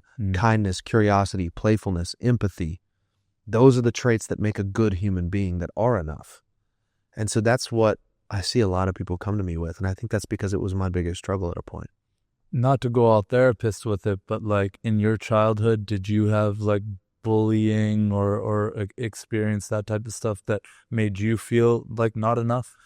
Yes. And in hindsight, I don't care now, but I remember not being willing to open up about it because it didn't feel like it was worth the weight I gave it. I always said, people have been through so much worse. Who am I to bitch about this thing? So it's your reality, then. Yeah. And I was a little boy, bro. I didn't know any better. I'd only known my life experience. And I was bullied for my weight growing up. I used to get super nervous. It's funny that a big part of my career is stepping up on stages. Because one of the things I'll never forget is I was a really good speller in elementary school. So I won class spelling bee and did the big spelling bee. And I'll never forget, I was so nervous in the 4th grade spelling bee that on a stage in front of a lunchroom full of parents and students, I misspelled the word elephant. I've never shared this on a podcast. This is funny because it sounds so silly, but like I knew the word and I was so nervous to be in front of people that I misspelled the word, got it wrong in front of everybody, and kids made fun of me that day. I was fucking humiliated, bro. Yeah. And like, honestly, I'm kind of just having that revelation now. Like, that's something about the stories I believed about myself, that I was stupid or like not, and then became the stupid friend in the friend group. And then I grew up to be like a pretty good athlete, and I was in a league playing baseball where I was kind of at the top of the league and doing really well, and all these people building me up and told me I was going to be a great high school baseball player. And then I got cut. And the coach looked me in the face and was like, you're just not good enough. Wow. And being 14 and having all these people tell me I was a great athlete, and then I just have this guy who really knows what he's doing just tell me I wasn't good enough, I let that be true about me. And those things began to create a filter, or programming, as you called it earlier, of I'm not enough, so I got to prove it every day. I just want to be good enough. And that's when I became a freak about athletic achievement. And, I told my boy that I was going to just trot the New York Marathon and just enjoy the experience. He was like, dude, no, you're not. And I was like, what do you mean? He was like, I know you. You're going to fucking go freak mode on it. And I was like, no, man, I'm really not. And I think that's a sign that like I'm really moving beyond that narrative that I told myself. Yeah, for sure. You don't have that chip on your shoulder anymore to prove it to everyone else, because you're grounded in the confidence, how we started this podcast, right? The confidence through the competence and through just knowing that you have done the things that make you satisfied without the external approval. Correct. When you can find it from within, it's so corny to say, like as I'm saying it out loud, like I know it sounds so corny, but when you can just exist in that from within, you don't need anyone's approval. Like, but I had so much of that too, dude. I say this word identity a lot because I'm kind of obsessed with the concept. And it's like, the identity of the athlete. Then I lost that. Then I'm like, well, I get good grades in school. I got a scholarship. And I'm like, well, I'm going to be really good in school. Then I get to college and I'm in a room with 300 people and most of them are fucking nerds and they're way smarter than me. And I didn't get a really good GPA and I lost my scholarship after the first year or first or second year. And then there's something that was really important to me, which was this. We had this program in college where you can basically get a job while still being in college. It was called a co-op program. Yeah, we had those. Okay, cool. So you had to have like, I don't remember, like our number system is different than a 4.0. Ours was 10.0. But like, let's just say that like you needed an 8.0 to which would be like, I guess a 3, but I don't know, to get into the co-op program so that you're basically guaranteed a really good corporate job. And you basically alternate semesters between, whatever. And I was 0.1 grade point away from getting into the co-op program. And again, identity crushed. Now I'm getting fat. Now I'm drinking. Now my identity is the fun social guy. Boom. Even that, like, I couldn't keep up with it and all the demands and all the stress and all this stuff. Over the years, then it's the identity of the entrepreneur, the agency owner, the podcast host, all these like kind of bullshit, just like titles. That's not who I am. That's not my essence. It's just a thing that I do. Maybe a thing that I'm good at, maybe a thing that I identify with, but like it's not who I am at my core. Correct. But recently I've had even a shift, even like a next level view of that like I'd love to share with you. And I want to hear your thoughts and challenge me on it. Like for real, I want to hear your thoughts as someone I really look up to. I've been almost like gaslighting myself into like playing different roles for identities now. So every morning I have this sheet and it's a printed out sheet and I review it every single morning and it's a contract I sign with myself. And I read these different beliefs and identities and whatever. And I have the identity of the athlete, the identity of the artist, and the identity of the entrepreneur. But I'm not existing in all those at the same time in every interaction that I have. Like right now, maybe more of this is my art, this is my craft, this is my cathartic expression, like you said, right? Maybe when I leave this and I have a sales call, I'm in the entrepreneur, right? When I'm going and training like we were this morning, I'm an athlete. I feel like you can step into these, but not identify with them. It's like I could take this one off and put another one on, and they all interchange. I'd love to hear your thoughts on that. I actually really like it. For a couple of reasons. I really like it. Did you come up with that? I mean, I'm sure someone else has, but like, yeah, I did. Yeah. I think it's cool because for a couple of main reasons. Number one, it feels like a very original thought, which I'm a huge fan of. The general. That's cool. 2, in doing those things, you're stepping into those energies we talked about of masculine and feminine. Like what we're doing right now, this more playful, conversational, creative, this is more feminine. Mm-hmm. Creation, submission, those are all feminine essence things. But guys need to tap into that. But when you go back on the call with a client or on a potential client, you're in that masculine driver state. Athlete, training, masculine driver state. And you shift into energies throughout the day, right? And I think it creates a self-sustaining energy source because you're never all driver, all masculine, because eventually we burn out on that. For sure. So I like the concept we talked earlier about the importance of labeling things, higher timeline, lower timeline. Yep. When I know what I can step into because I called it the creator versus the driver, or however you worded it, the entrepreneur, the artist, like, oh, I'm going into this now, something to look forward to. And you can also make it more tangible. And I actually literally tap into it. I used to make fun of like motivational videos and stuff. I thought it was the dumbest thing ever. And like, growing up playing football and stuff, you'd watch like Ray Lewis highlights or whatever, like big hits and whatever. But like I got away from that. I was like, no. I should be able to just tap into it from within. Bro, fuck that. When you have a dude trying to leg kick you in the face, I'm going to take any and all sources of motivation that I can get to get into that state. And when I hear Michael Jordan or Tom Brady talking about that, like creating that essence, that aura, yeah, bro, I want to borrow from that. Like, Yeah. I think that's fucking amazing. When I see like an entrepreneur I look up to, I'm like, dude, I want to step into a Hormozy frame for this, but I don't want to step into a Hormozy frame for that. You know, like, and it's just picking and choosing. It's almost like, yeah, it's like, I don't want to call it acting because it's all coming from a higher self that I know is me and my soul. That's not changing, but it's like stepping into this frame, this belief, this identity. You know what it does, at least would do for me, and I think I've kind of been doing what you're talking about without labeling it, so I'm probably going to steal that from you. Probably make a video about it and give you no credit. I'm just kidding. Do it. Please do it, bro. Another word that I've been thinking about a lot that has come as a byproduct, and if people have mentioned that I seem different, is anchored. I feel very anchored in who I am, in my energy, the way I show up in a room with, you know, a lady or a brother. It's a different kind of anchored. For sure. But like, especially when we step into a vulnerable conversation, I feel super anchored.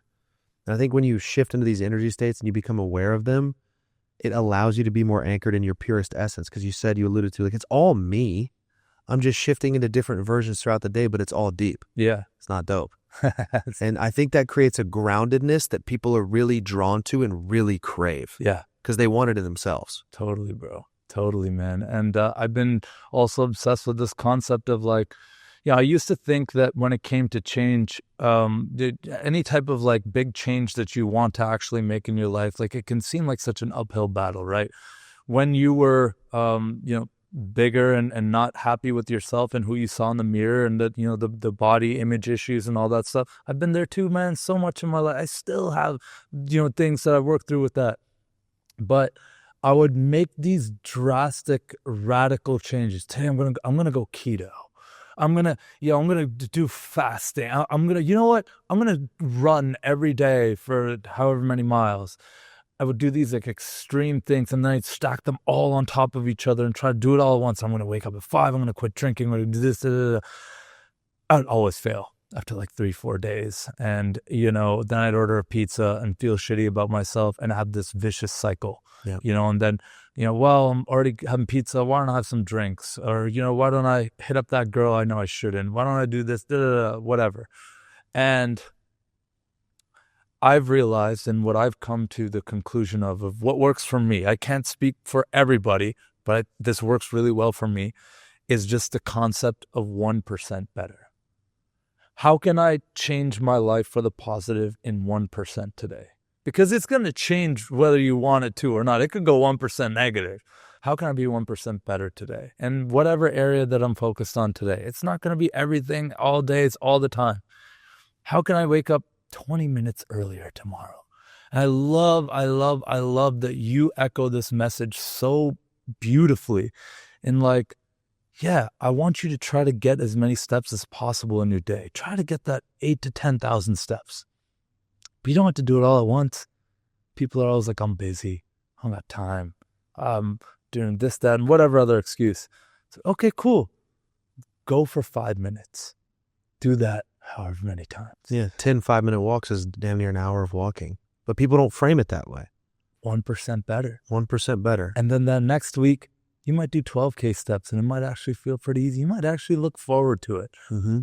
How do you apply that principle in your life and in other areas as well? It's very simple.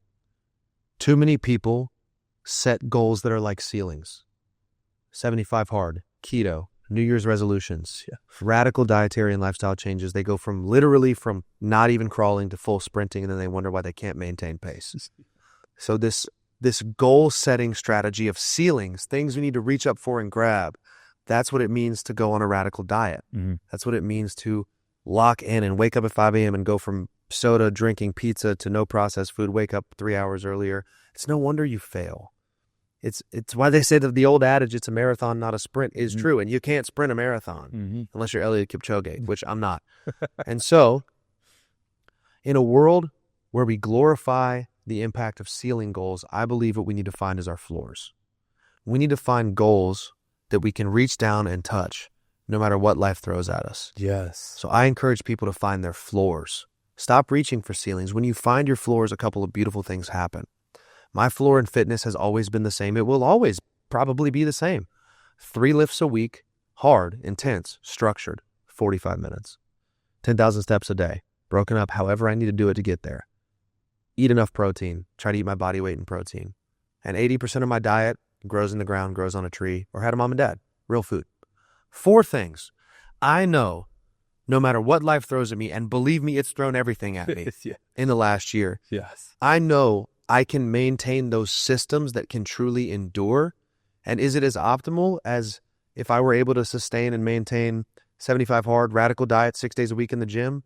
No, but I can't sustain that. And compliance truly is the science. So I would rather run a 60% optimal program 100% of the time than a 100% optimal program 40 to 50% of the time. The other guy's going to win because my curve, my arc looks like this, and that person's looks like this. And if you stretch that out over months and years, I'm winning. Did it take me longer than it maybe should have or could have to get to my goal physique, of which I'm kind of happy with what I look like right now? Maybe, but I didn't miss. I was 100% compliant. So no, I did the best because compliance is the science. So in a world that glorifies and romanticizes grand gesture decision-making and minimizes the impact of those small, everyday choices, the death or life by 1,000 paper cuts, we need to find our floors that we can adhere to no matter the season of life that we're in everything. And so you asked me how it impacts me. I have floors in my fitness first. I have floors in my faith, and I have floors in my business. And even my relationships, like a minimum touch point is just to say goodnight to my mom. Like she's going through some hard stuff too with my father dying, right? Of course. And like, I just know if she just gets a text from me, that's going to make her day so much better. And I always have time for that. It's the same belief system as I have 3 minutes to pace right now. Yeah. And if I pace up and down the hallway 10 times, I just got 30 minutes of walking in that I wouldn't have otherwise had. Beautiful, man. So find your floors. It's that's just such a beautiful way to put it. And for me, what I absolutely love about that is it's non-negotiable. It's not a decision. It's again coming back to brushing your teeth or just normal hygiene, independent of all emotion. It's just, hey, it's getting done. And then from there, anything else is extra. And it becomes easier. I'm so glad you just said that. To do the extra because you hit your floor and the pressure's removed from yourself. Yes, and there's a real positive feedback loop and a dopamine hit that comes as a byproduct of exceeding the floor. It's actually a bit of a sort of like a reverse gaslighting tactic. Well, if I only needed to hit 10 today, I hit 10K steps, but I have so much extra time, I'll go hit 15. And you know what that does? Dopamine hit because goal achieved. And that solidifies the feedback loop in our neurobiology. And then we become more compliant. And then probably as a byproduct, your floors elevate.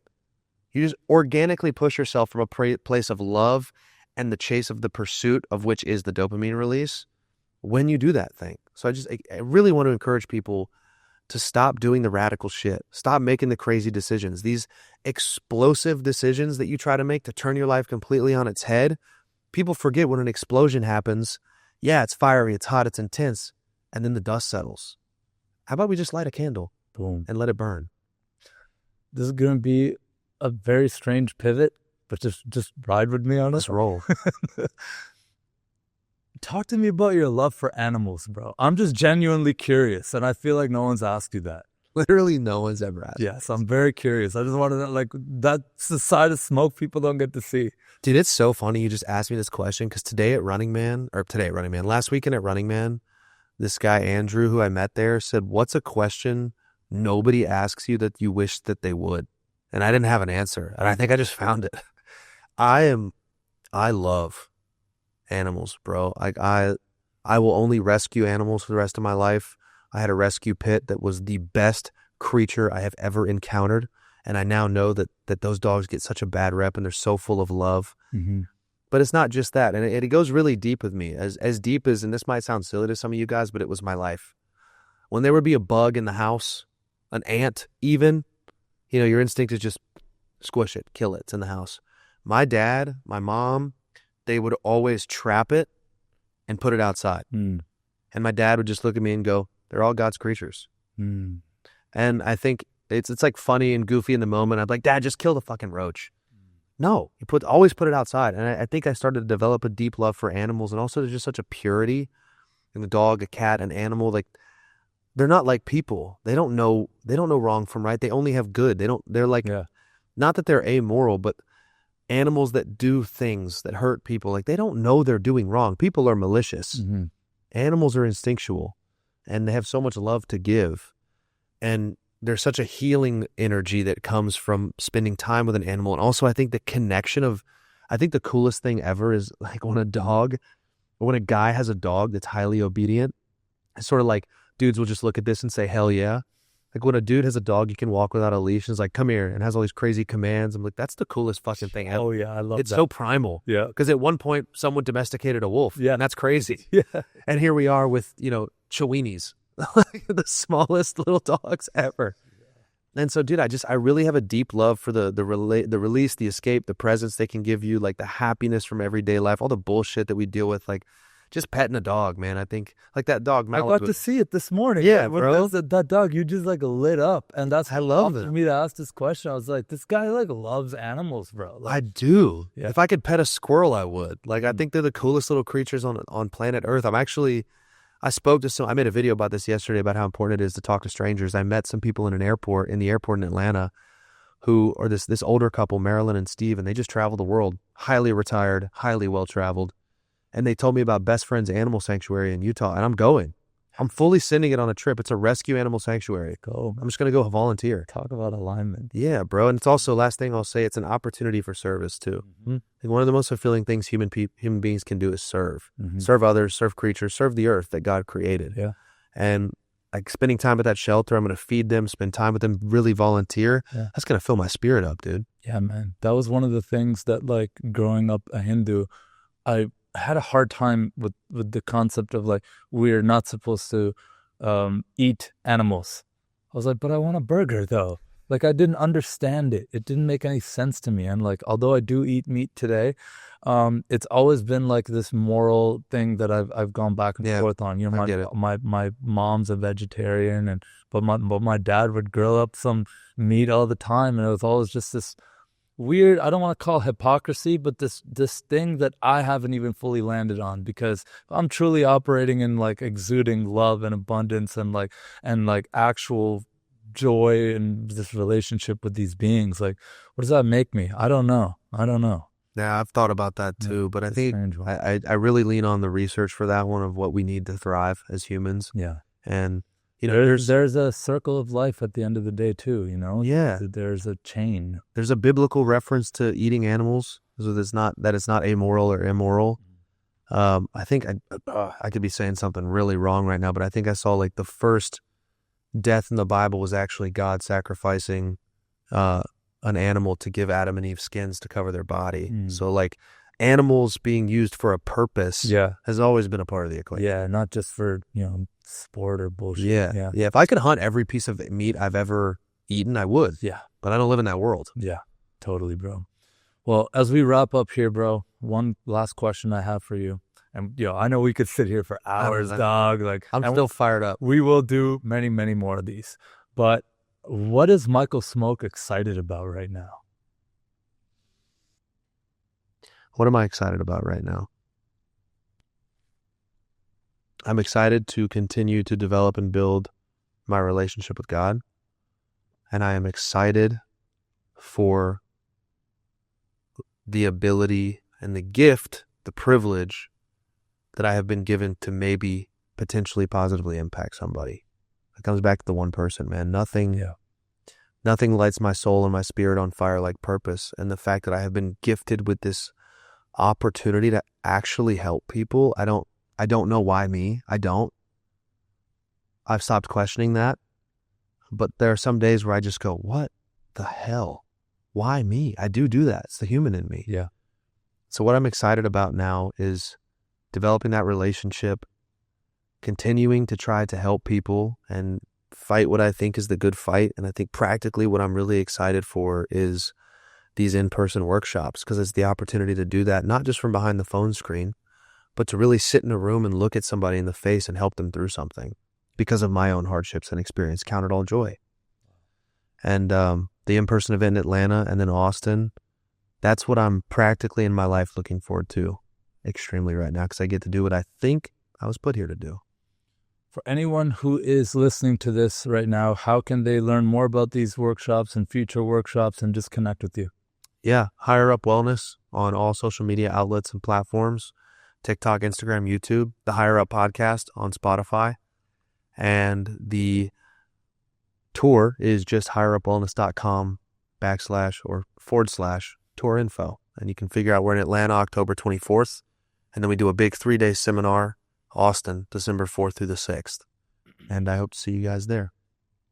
This has been an incredible conversation, brother. It's been an honor. I want to end it on another quote from your pops. Have a good day, be a good person, and be the kind of friend a friend would want to have. And that's what I feel like I have in you, brother.